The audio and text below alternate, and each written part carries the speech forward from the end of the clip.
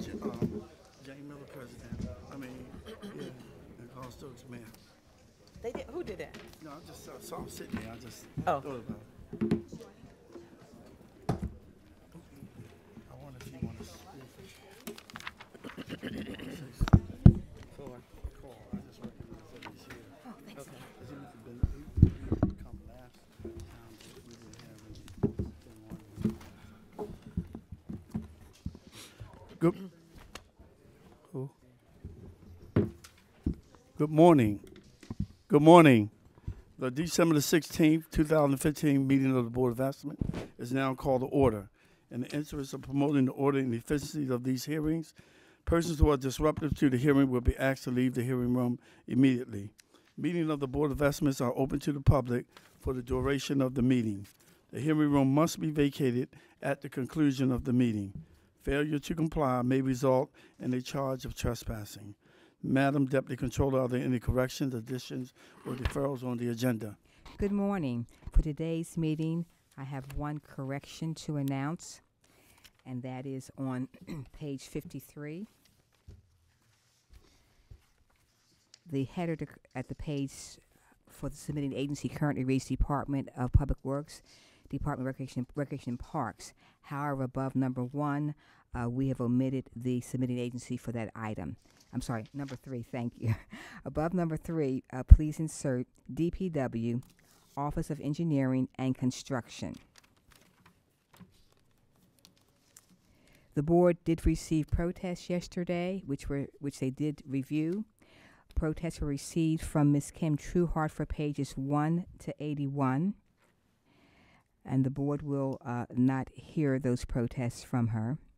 In addition, the board received the protest for page 30 and page 31 from the Remington Neighborhood Alliance, Inc.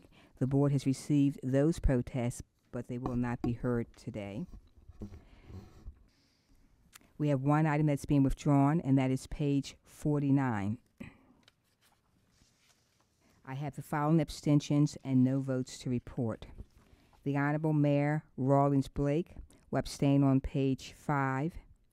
And on page 63, item number 1, excuse me, the Honorable President Young will abstain on page 30, page 31, page 63, item number 1, and page 77.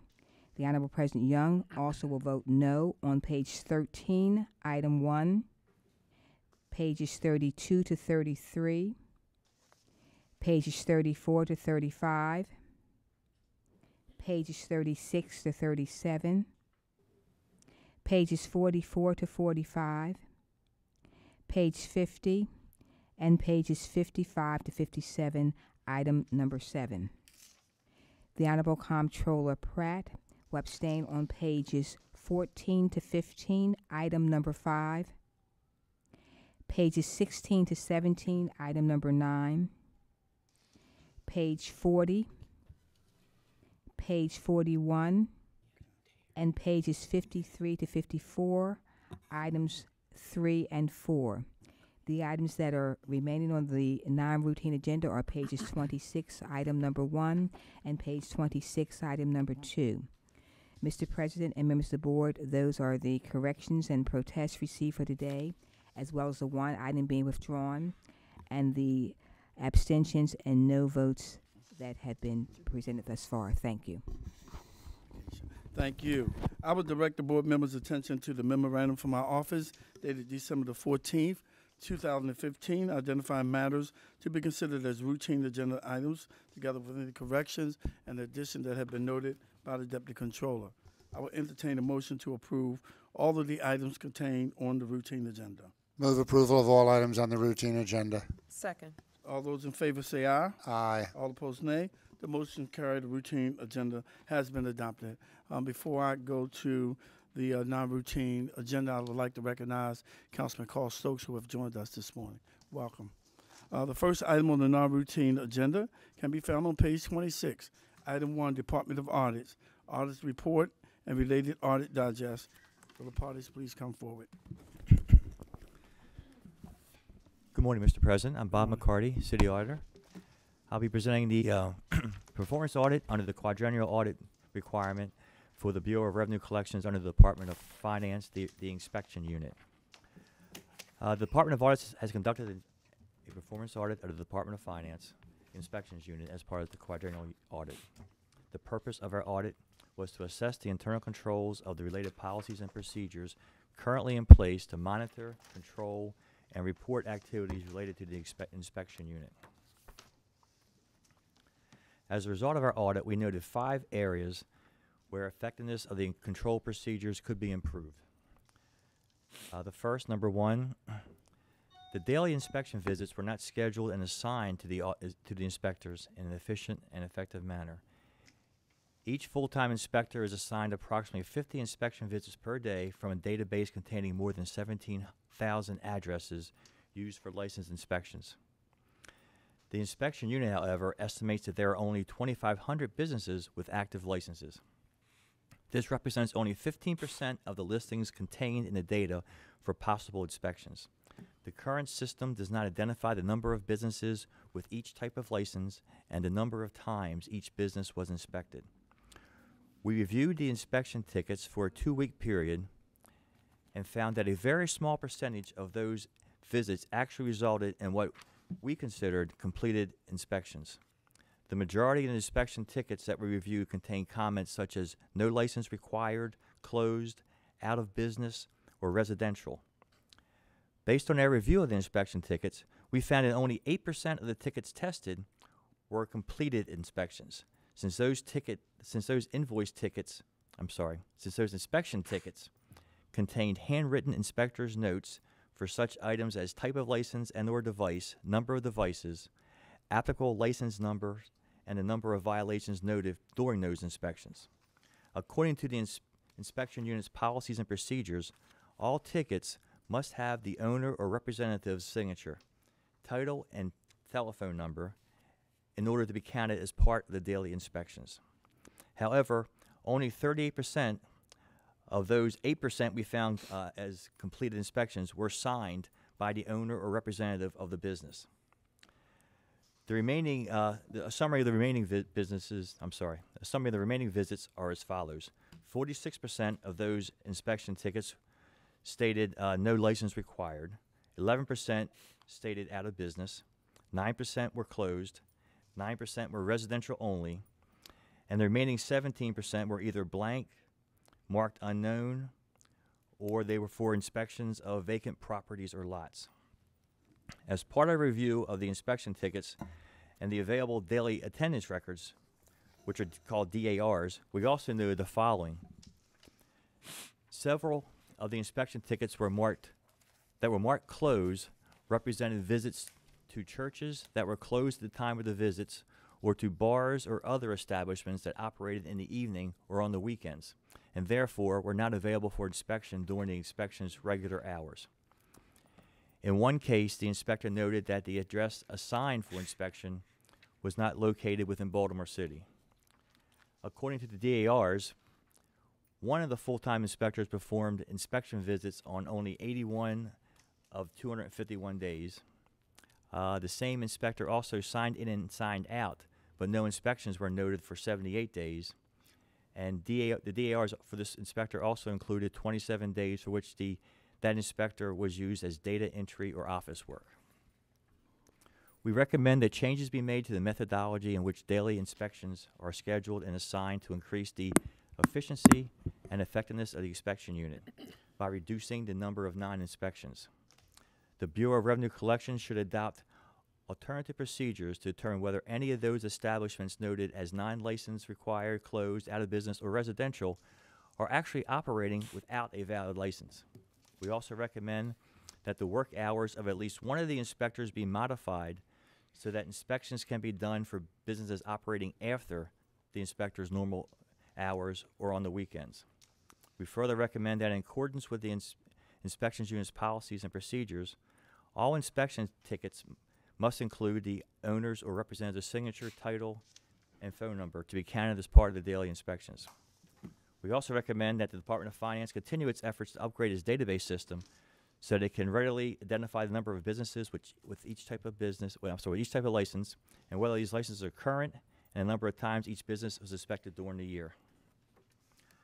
Number 2, there are numerous discrepancies between the inspector's time and attendance information included on the DARs and the time and attendance information recorded on e-time, as you know, is the city's timekeeping system. For example, there were several days during the 6-month period selected for testing where the inspectors were marked present on e-time, but the DAR for those days were either blank, that is, no sign-in or sign-out times, and no inspections noted, or showed that the inspectors were on leave. We also noticed that several times inspectors were present according to the DARs, but no time was recorded on e-time. We did not see any historical edits, which are subsequent corrections on e-time, recorded on e-time for any of the discrepancies noted above. Consequently, some inspectors may or may not have been overpaid or underpaid and may or may not have correct leave balances. We believe that the above discrepancies occurred because the DARs do not contain any evidence of supervisory review or approval, and there are no reconciliations performed between the information on the DARs and the information recorded on e-time.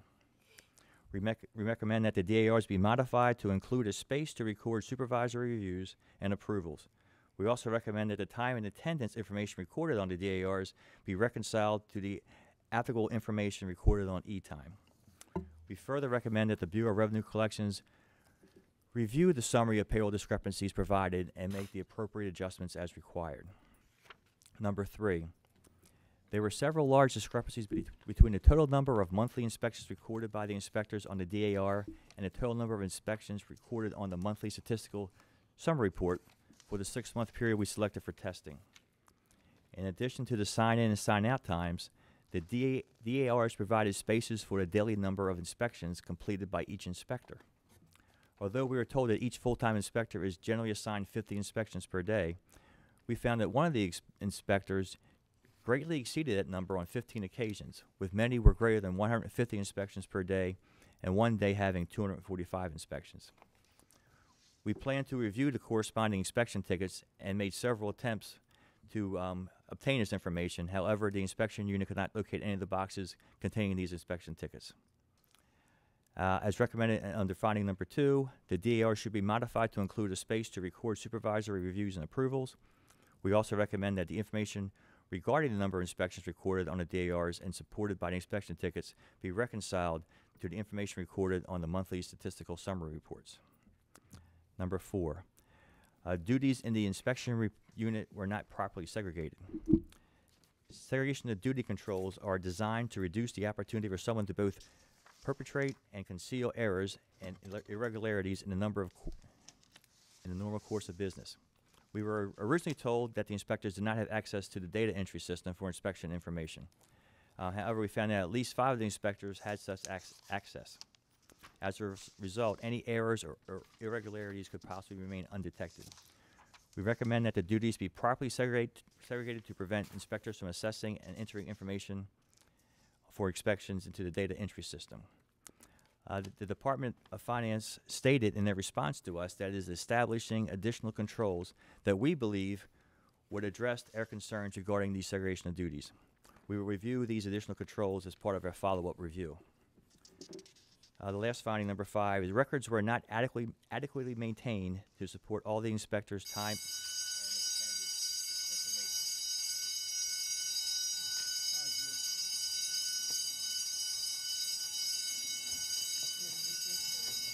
We'll take a 5-minute recess.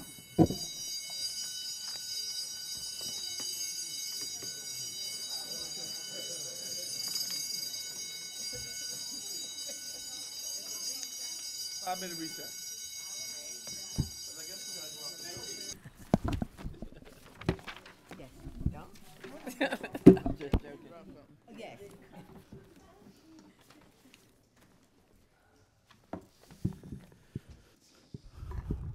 The meeting of the Board of Investment is back in session. I think we was on Number 5. Number 5, yes. Last finding. Records were not adequately maintained to support all the inspectors' time and attendance information and the number of daily inspections performed. Consequently, we could not review and test certain inspection information and the number of inspections included on the monthly statistical summary reports. We recommend that, in accordance with the City's Administrative Manual, which is Section AM 502-1, The Bureau of Revenue Collections established procedures to maintain records, especially the documentation that supports the inspector's daily attendance records and the number of daily inspections performed. The Department of Finance's response to our review is included in Appendix 1 of this report. Finance generally agrees with our findings and intends to implement the suggested recommendations, but did not agree with our finding on segregation of duties in the inspection unit, which I addressed as part of finding number 4. Additionally, there were several statements in finance's response that requires further clarification, and we included that as Appendix 2 in our report.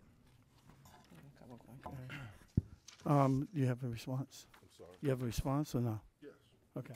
Let's hear some response. Good morning, Mr. President, Madam Mayor, honorable members of the board.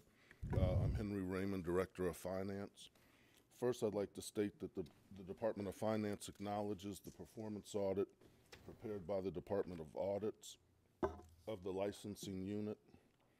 We view this audit as an opportunity to improve our processes and to strengthen our internal controls. Now, as it relates to the findings for the performance audit, we concur with the recommendations, except where otherwise noted within the report, which we've responded to. So essentially, we concur with the findings, and we'll be working with the Department of Audits on the corrective action plans. Are you satisfied with their responses? Yes, it's documented in the report. Okay. Madam Controller, Okay, you I have a a question? couple questions. How effective would it have been if the inspection unit had just concentrated on the 2,500 businesses that had licenses, instead of the broad 17,000? Well, we believe that we had to inspect all of them, because there's no way to know who's in business and not in business unless you physically go out and do the inspections. If you only concentrate on a database of where the known businesses are, you won't understand that there could be businesses operating in vacant structures, et cetera. So we'll be working on this as it relates to the implementation of a new database system that might be able to track that a little better. Madam Mayor? And to Mr. Raymond's point, Madam Comptroller, other than licensing, there's no other way to determine if people are operating outside of the law.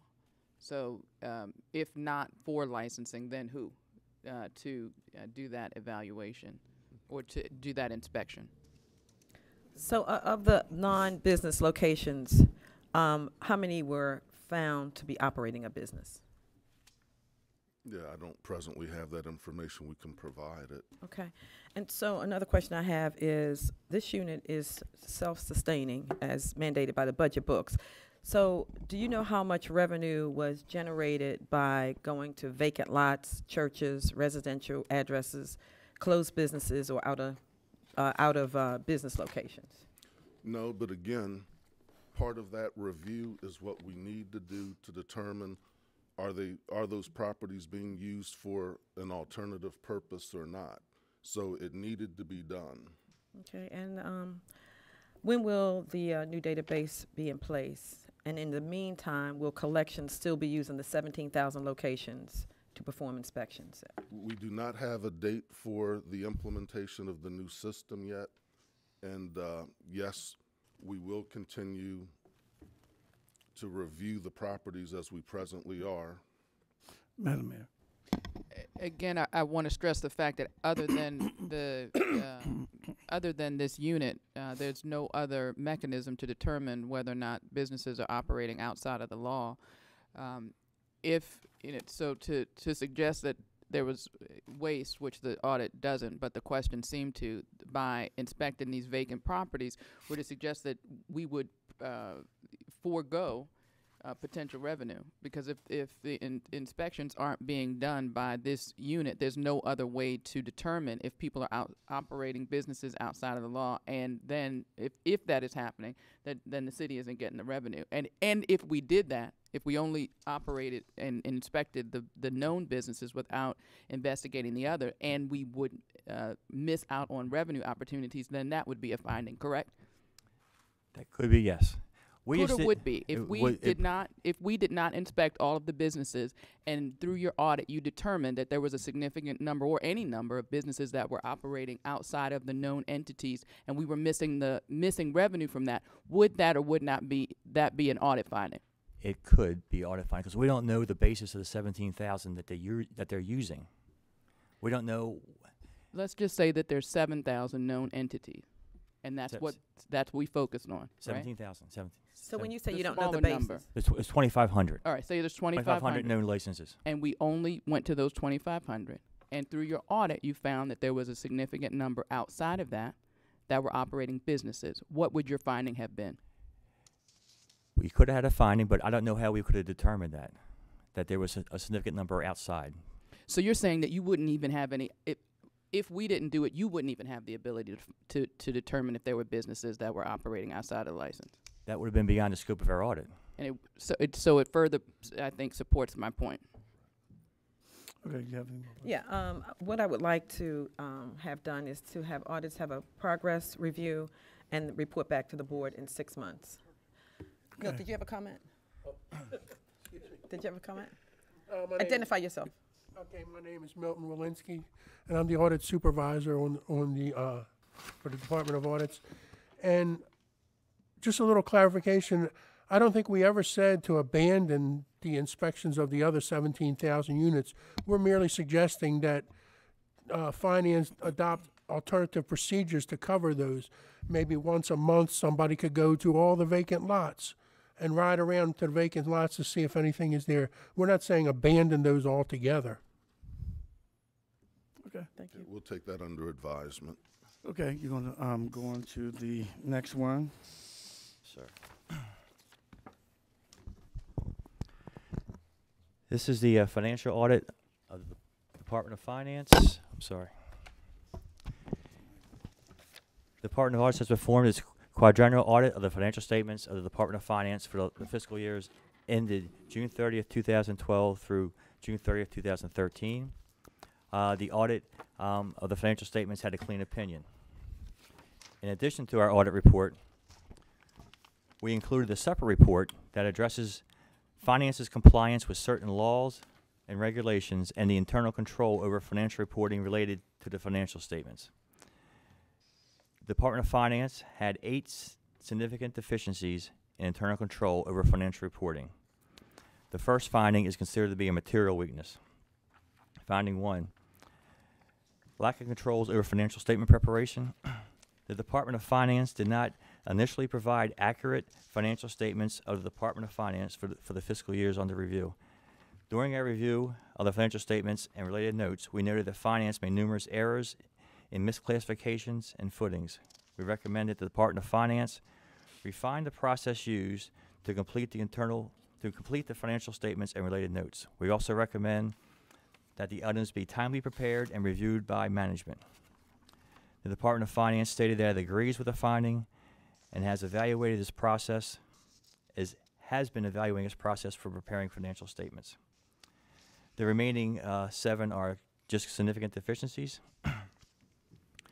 Number 2, lack of controls over payroll accounting charges. The city's payroll account included third-party vendor purchase orders totaling $382,000, which should have been charged to contractual services. We recommend that individuals working through staffing companies be charged as contractual workers, not as temporary employees.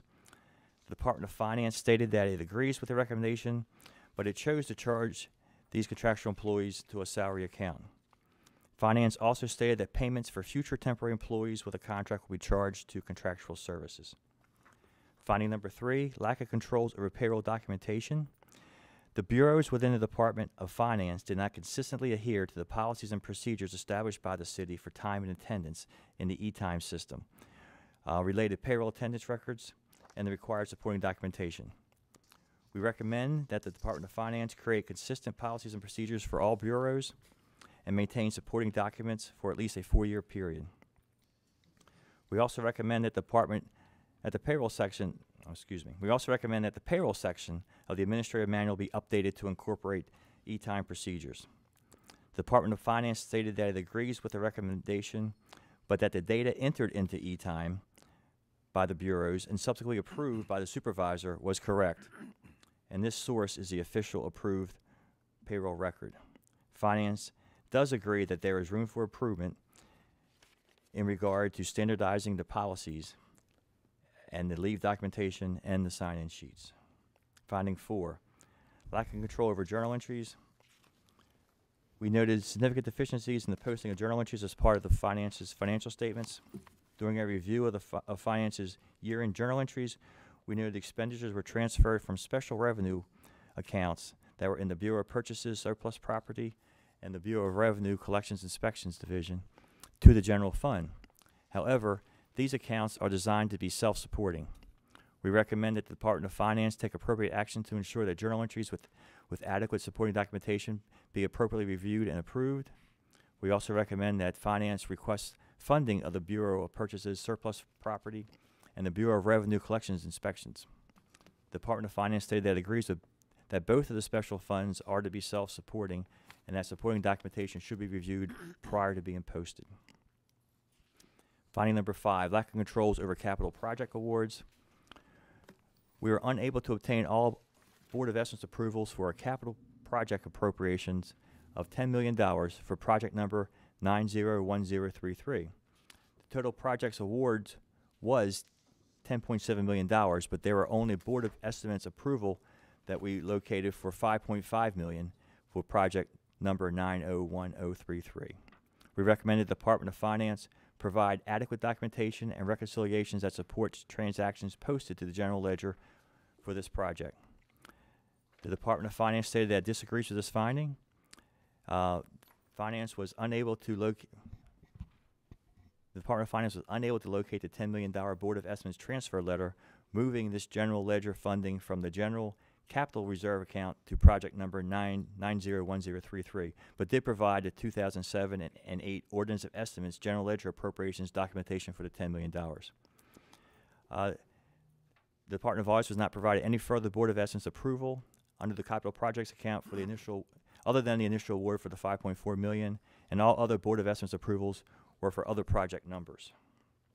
Finding number 6, lack of control over internal service fund balances. The Internal Service Fund for Reproduction and Printing had a deficit of $5.3 million in 2010 that increased to $7.2 million as of June 30th, 2012. Controls were not operating effectively to ensure that service fees from the other funds adequately supported this fund. We recommend that Finance properly allocate the deficit of this Internal Service Fund balance and review all fees for services provided. The Department of Finance stated that it agrees with this finding and will continue to monitor reproduction and printing services to ensure material deficits will not be repeated. Finance also stated that it anticipates funding a deficit with future operating surpluses and or a phased pay down with future budget appropriations. Finding number 7, lack of controls over payroll cost allocation. As part of our test of payroll, we noted that one employee assigned to the Loan and Guarantee Program was also assigned to the city's Capital Projects Fund and to the Comprehensive Annual Financial Report Division. However, 100% of their time was charged to the L&G program. A journal entry was not created to redistribute payroll costs to the proper programs, and this caused expenditures for the L&G program to be overstated. We recommend that the Department of Finance allocate all employees' time to the proper account numbers for actual projects worked. The Department of Finance stated that it will evaluate the above finding when the fiscal year 2017 budget is prepared. Finding number 8, the last finding, lack of controls over transactions posted to the contractual services account. During our review of transactions for contractual services, we found 133 transactions posted to the general ledger account for contractual services that were not posted correctly. We recommend that Finance review and obtain support for all transactions posted to contractual services and ensure posting to the proper expenditure account classifications. Finance stated that it agrees with the finding. Based on our audit, the results of our test disclosed no instances of noncompliance with laws and regulations for fiscal years 2010 through 2013. Response.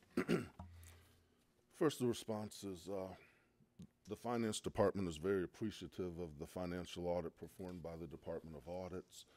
The findings, while not significant, are important for the Finance Department to take corrective action on, and as the Finance Director we will see to that immediately.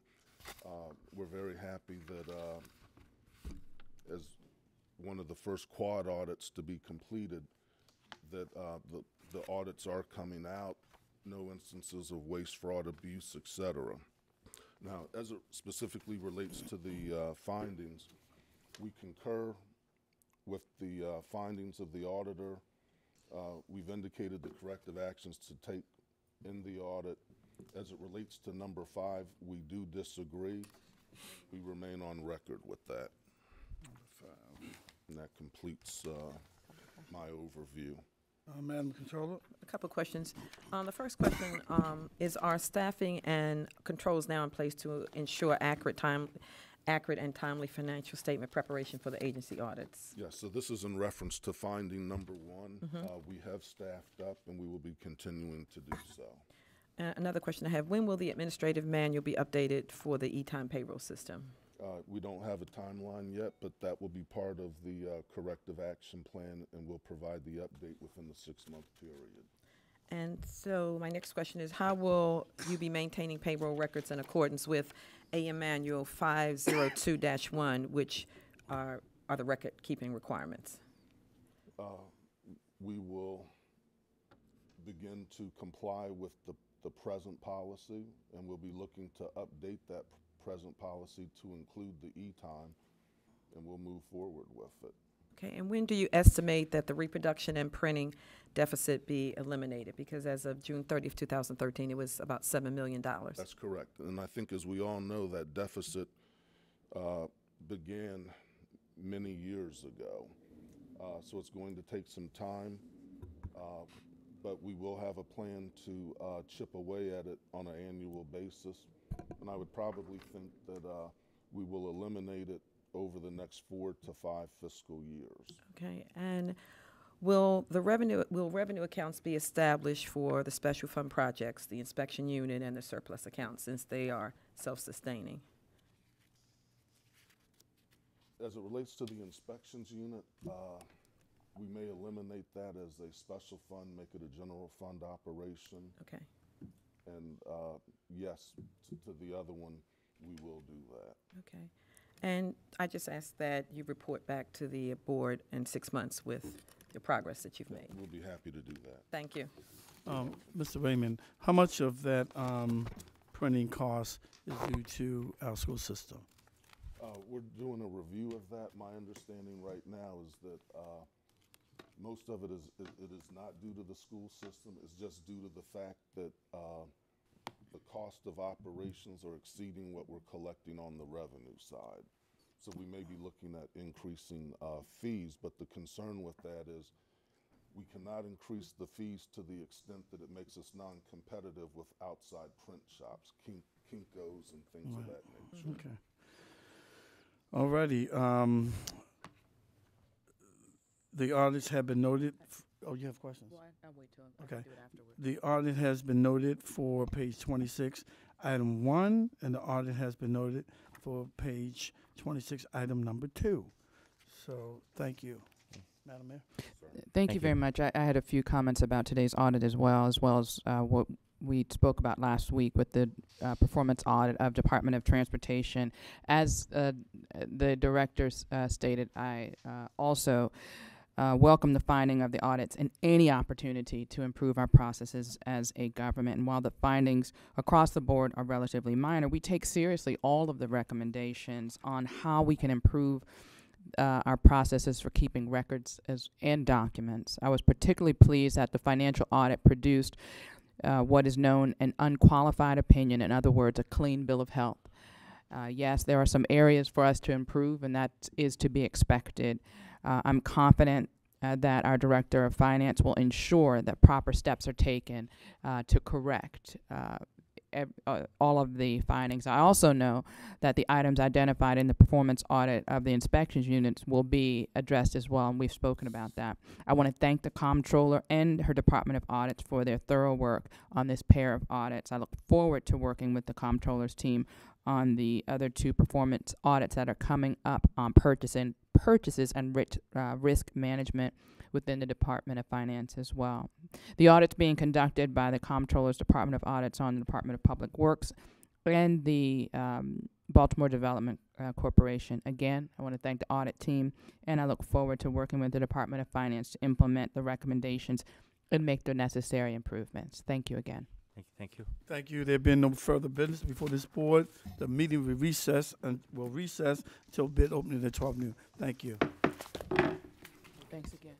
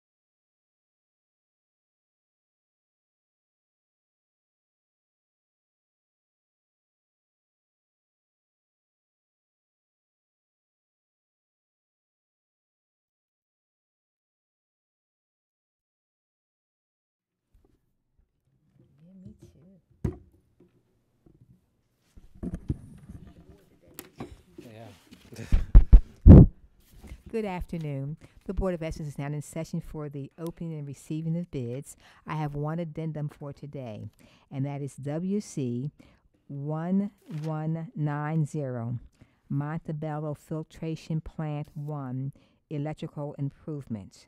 Please change the bid due date from December 16th to December 23rd, 2013.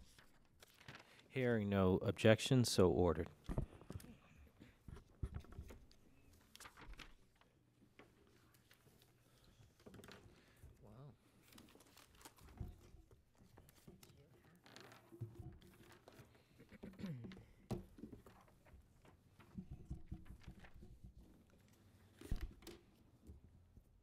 B50004360. Management Services for the Eating Together in Baltimore program. A bid bond is not required.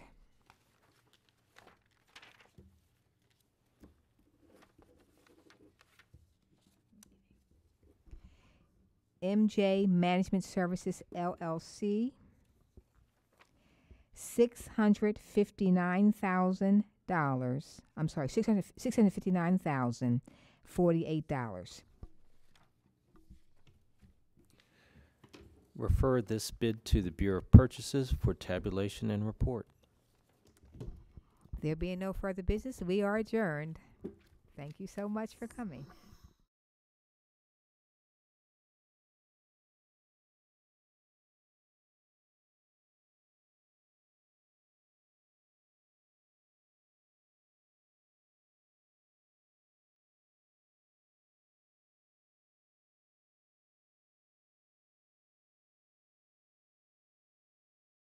Been brought to my attention that I misstated the date for the addendum, and that's WC 1190, Montebello Filtration Plant 1, Electrical Improvements. Please change the bid due date from December 16, 2015 to December 23, 2015. Thank you very much. Hearing no objections, so ordered. And with that, we